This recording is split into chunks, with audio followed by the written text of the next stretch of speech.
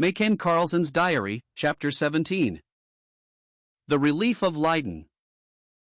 January 1, 1575.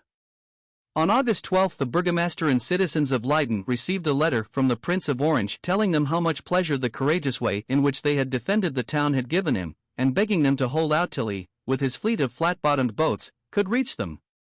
Their reply was, that there was only food enough in the town to last 4 days. When that was gone, nothing seemed before them but starvation. The same evening another letter was brought in by one of those brave runners who all through the siege now and then, almost it seemed as if by a miracle, contrived to escape the fire of the Spaniards, in which the prince told us that the dikes were cut through, and the water was slowly but he hoped steadily spreading over the land. The news seemed almost too good to be true, but William of Orange had never given us occasion to doubt his word, and for a little while we were almost beside ourselves with rejoicing. Flags waved from the roofs of public buildings, and many of the private houses were decorated, as if in readiness to welcome the long-looked-for deliverer. Bands of music processioned the streets. How the Spaniards must have wondered what it all meant. But the longed-for relief did not reach us till October 3rd, and the weeks that laid between were very dreary and sad ones. When I try to remember how we lived through them I find I cannot. Their story seems like some troubled dream. Many, very many died from hunger, and the plague carried off still greater numbers. 2 of our little family of orphans died, not exactly from hunger, thank God, but our blue-eyed Frida and her little brother Caspar had always been delicate children, and could not endure privation so well as the stronger ones. We loved and missed them, but we could not sorrow, for we knew they had both early learned to love the precious Savior, and it was sweet and restful to think of them as safe with Him, whose kingdom is of such. We were all starving, and there were 2 less to suffer. But why did not the prince come? Most afternoons I went to the hospital with Aunt Ursel, and after having done what little we could, and it seemed so little when we had no food to give the poor famine-stricken patients, we went to the watchtower in the center of the city, said to have been an old Roman fortress, and from its guardroom we were able to see for miles over the country. Yes, the dikes had been pierced, thousands of acres of land were ruined, but only a few inches of water covered them. The Spanish army was still outside our walls, and the prince, who had risked and suffered so much to help us, was still 14 miles off, and there seemed but little prospect of his being able to reach us. Hope and courage seemed once more to die down in our hearts. The citizens sent an urgent appeal to the government, asking if nothing could be done to help them. Had Leyden been forgotten in the hour of her utmost need? The reply, which will, I believe, be written in the history of the Dutch Republic, was, rather will we see our whole land and all our possessions perish in the waves than forsake thee, Leyden. We know full well, moreover, that with Leyden all Holland must perish. The electors would have helped us if they could, but the Spanish army had a complete circle of forts round the city, and though other cities gave large stores of food for our relief, there seemed no way by which these gifts could reach us. All this time very little fighting went on. The soldiers who remained in the city were so enfeebled by hunger and disease that there was not the shadow of a hope that they would be able to force a passage through all those well-fed, well-disciplined troops, and the generals in command of his army seemed so sure that hunger would compel us to open our gates, they seemed content to wait. From time to time conditions of peace were proposed, and offers of pardon made, if we would surrender. But we could not forget the terrible lessons we had learned from the way in which they had broken faith with all who had trusted their fair promises, and though some in our midst talked more or less openly of surrender, and even went so far as to say that even if the prince had intended to come to us, he must have seen how impossible such an undertaking was, and given it up as hopeless, most of us still felt we would much rather die from hunger than fall into the hands of the Spaniards.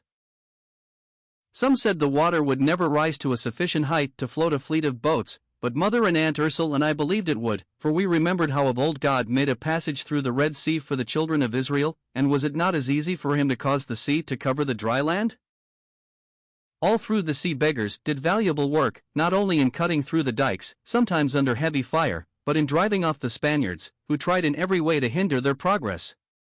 Sometimes the water rose high enough to allow the boats to make some progress, but a sudden change of wind drove them back again to the sea, and more than once the boats were stranded in a few inches of water. Admiral Boisot, who was in command of the prince's fleet, was very hopeful that in a few days at most he would be able to reach Leyden, but again for more than a week the boats lay in shallow water, unable to proceed. For some days we had noticed how rapidly Triton's strength seemed to be failing. Sunken eyes and hollow cheeks were far too common to attract much notice, but one morning we found her unable to rise, and almost too feeble to speak, but when we tried to coax her with a morsel of food a neighbor had given us, she opened her eyes, and whispered faintly, "Let me die, for now I can no longer serve you, the trees are leafless, and there is not a single nettle left in the churchyard. I could not, dare not let you even guess where or how I obtained the untempting food I have cooked for you during the last few days. I am one more to feed, I can only be a drag upon you, it is better for you I should be gone. You will not forget how I have loved you all, but you need not grieve for me, I have trusted my soul to your Savior, and I know whom I have believed, he will not cast me out." I noticed that she was not wearing her silver relic box. She must have read my question in my face, for she said, "Oh, Mayken, when you were quite a tiny child, I intended to leave my relic to you as the most precious possession I had, but it went weeks ago, I sold it for 2 handfuls of bran. But I do not want it, I do not value it now." We tried to soothe our faithful old friend, and moistened her parched lips with a little wine, for, strange to say, our wine held out long after every morsel of food was gone. At last Mother said, "Mayken and I will go to the burgomaster's house. He may have received news of the prince, or even have a little food to give us." We begged Triton to lie still till our return, but she only moaned, and did not answer us. We went, a corpse lay just outside his door, but we were so used to sights of horror that we hardly noticed it. He was not at home, but we were told that there had been a tumult among the people, and he had gone to the market square to try what could be done to restrain the few who, having lost heart and hope, talked of taking forcible possession of the keys of the city and opening the gates to the Spaniards. The corpse, we learned afterwards, had been placed outside his door on purpose to reproach him with being the cause of the misery. We followed him. He was standing upon a raised platform, from which public notices were read. One glance at his face told its own story. He was painfully thin, he had not suffered less from hunger than any of the famished crowd around him, but there was a look of deep peace upon his brow, and a light in his eyes that all the misery could not quench. At first all we heard was a confused murmur of sounds, it seemed as if everyone was speaking, and no one listening. But waving his broad burgomaster's hat, Adrian von der Werf commanded silence, then a hush fell upon the crowd, and though his voice was thin with hunger, its tones were clear and firm. "What would you, my friends?" he said. "Why do you murmur that we do not break our vows, and surrender our city to the Spaniards, a fate more horrible than the agony she now endures? I tell you I have made a vow to hold the city, and I pray God to give me strength to keep it. I can die but once, whether by your hands, the enemies, or by the hand of God. My own life is indifferent to me, but not so that of the city entrusted to my care. I know we must soon starve if not relieved, but starvation is better than the dishonored death, which is our only choice. Here is my sword, plunge it into my body, and divide my flesh among you. Take my body to appease your hunger, but expect no surrender while I remain alive." His brave words seemed to put new courage into the hearts of all who heard them, and with voices broken by sobs the crowd promised, by God's help, to be faithful to him and to the city. When all had dispersed, Mother and I told our sad story. Tears were in his eyes as he listened, then he said, "There will be meat tomorrow. The 2 cows that have so far been kept alive to supply the infants with milk are to be killed this evening. Come to my house, I can give you a few drops of milk. It is the last you will get, but it may revive your faithful servant. Tomorrow I will see you have your share of meat." We hurried home with a small jug holding barely half a pint of milk, but the room where we had left Triton was empty.